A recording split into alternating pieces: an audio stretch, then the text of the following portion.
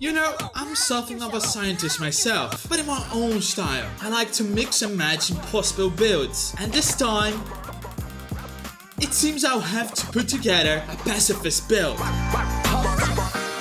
First, let me explain what a pacifist run is. A team will be assembled and they'll be released like mice in a maze in the swarm disaster. And finally, let's watch if they'll be capable of surviving. And like any experiment, there'll be some specific rules. What? Do you think I'm some kind of hippie flat earther to not follow the scientific method? This is science, bitch. Yes, science! First rule, they cannot use any skill or ultimate that directly causes damage or heals. They cannot initiate any combat except against bosses. No item can be used either for healing or buffs. And basic attacks can only be used when there are 0 skill points. Pretty simple, right? Well, not so much. This limits the type of teams that can be used quite a bit. Of the 30 plus characters available, only 7 characters remain viable. Oh yeah, and it's not worth using any support. Since there is no healing or direct attack, they are basically useless. How the hell am I going to win with a team like this? Meh. The best way to find out is by testing, and here we go. These are the only characters that I may use without breaking any rule. March 7th, Fire MC, Fushuan, Gepard, Bronya, Tingyang, and Yukong. However, there is no reason to use any harmony if I can't attack. They'll only be blown up as soon as an opponent looks at them. I'm left with March 7th, Fire MC, Fushuan, and Gepard. But I don't have Gepard, so it will have to work with just these 3. 8:30, Wednesday, release Subject 1. The biggest challenge is the painstaking slowness to defeat any opponent, since I can only attack with March 7th follow-up and some sporadic basic attacks when no other action is available. That is just too slow. I can just choose to not get into battles, but I need to get more blessings to strengthen my team. But it will take centuries on this, and if I avoid them, I'll lose against bosses in the future. I need to find another way to deal indirect damage. Back to the damn drawing board. Let's think.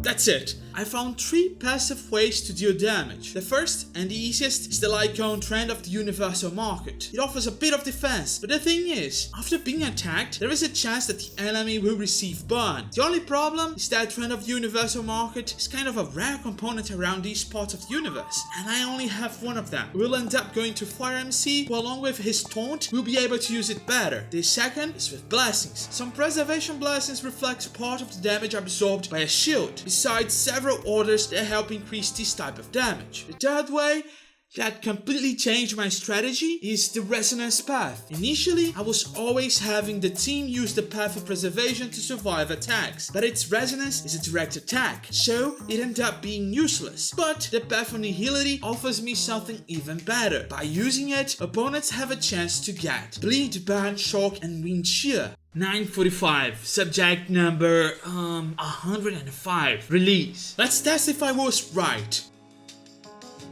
It seems to have worked, but the damage is still not enough. I need luck to increase the damage over time. Too bad that at that moment I had no idea what would happen. No, shit, his healing is greater than my damage. I think I know what I did wrong. I kept trying to find more ways to damage instead of maximizing only the damage over time. Reset. How are you guys so bad? Reset. You fucked another one? Reset. This freaking boss again. Reset. Don't worry.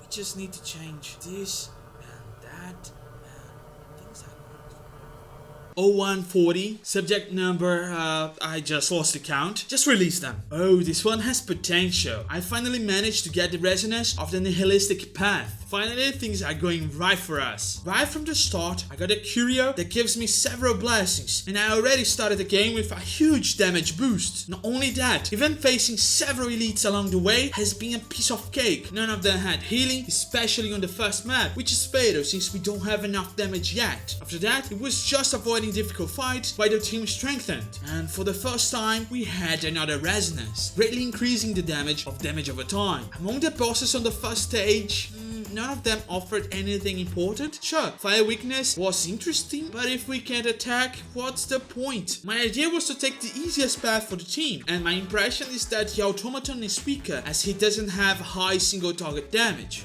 Hey, what's he doing? Why didn't I get a memo about that? Minion 1, did you know that he summoned those damn exploding robots? Buddy, your ass is on the line after last week's disaster. Usually I would focus on destroying them quickly, but we can't attack them. So let's hope that the shield can withstand. Luckily, not only did it withstand, but he also stopped calling these suckers, and the game continued as planned. Well, with the lesson, be very careful with Fu Xuan's skill, since there is no healer and I can't use her ultimate. If there is a slightly mistake, she can die quickly. It was so long, but the team proved capable. The second part was even easier, especially with the first golden blessing and the interplay between nihility and propagation. Long battles became great for applying suspicion stacks. My only concern was not running out of the counter. So even though there were fights and rewards we could collect, the team kept speeding up to the boss. For the second boss, my only two options were kind of complicated. On one side, the Ebondia could deal massive area damage. On the other hand, Kafka could equally explode the entire team. Also, the debuffs are just terrible. Let's go with the Ebondia and hope for the best. The initial damage isn't that high and there is time to start applying the stacks of suspicion. Also, these damn plants give outrage, which is great since it doesn't make my characters attack allies, but force me to attack them. And when I need an action, I just put March 7th shield to clean someone. Outrage is a crown control that prevents you from making decisions for that unit. However, unlike other effects, it will not make your team attack itself. It will continue to randomly attack your opponents. Obviously, this damage is not high enough, but it helps into applying more stacks of damage over time. My biggest fear is the last phase when the Ebondia start using that freaking lightning. And I also forgot about his healing, but it seems not high enough to block us. Let's go, look at the number of debuffs he has.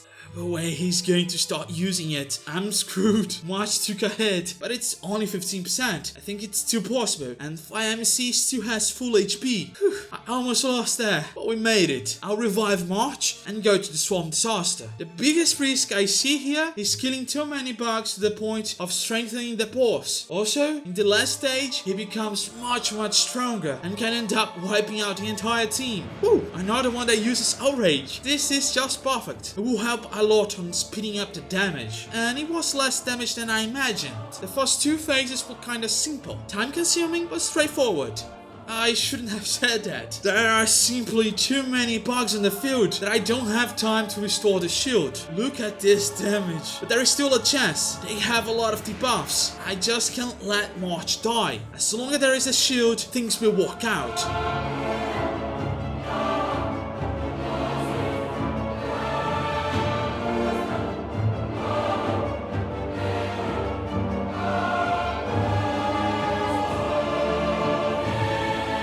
Damned! It worked out! It fucking worked out! Okay, my guinea pigs, it seems that this time you survived. But will you keep surviving? Let's see!